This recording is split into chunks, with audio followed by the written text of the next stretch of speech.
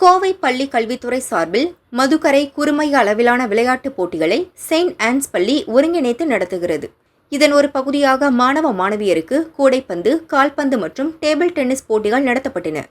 மாணவர் கூடைப்பந்து 14 வயது பிரிவு இறுதிப் போட்டியில் மல்லையன் பள்ளி அணி 30-6 என்ற புள்ளி கணக்கில் மலுமிச்சம்பட்டி அரசு மேல்நிலைப் பள்ளியை வீழ்த்தியது. 17 வயது பிரிவில் மல்லையன் பள்ளி அணி 26-14 என்ற புள்ளி கணக்கில் எல்ஜி பள்ளியையும், 19 வயது பிரிவில் எல்ஜி பள்ளி அணி 39-0 என்ற புள்ளி கணக்கில் வெள்ளலூர் நிர்மலா மாதா பள்ளியையும் வீழ்த்தி முதலிடம் பெற்றது. மாணவியர் கூடைப்பந்து 17 வயது பிரிவில் மல்லையன் பள்ளி அணி 30-4 என்ற புள்ளி கணக்கில் செயின்ட் ஆன்ஸ் பள்ளியையும், 19 வயது பிரிவில் எல்ஜி பள்ளி அணி 12-4 என்ற புள்ளி கணக்கில் நிர்மலா மாதா பள்ளியையும் வீழ்த்தி முதலிடம் பெற்றது.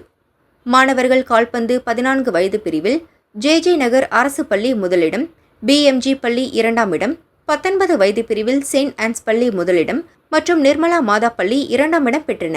17 வயதுக்கு உட்பட்ட மாணவர் கால்பந்து முதல் சுற்று போட்டியில் நிர்மலா மாதா பள்ளி அணி 6-5 டை பிரேக்கர் கோல் கணக்கில் செயின்ட் ஆன்ஸ் பள்ளியை வீழ்த்தியது.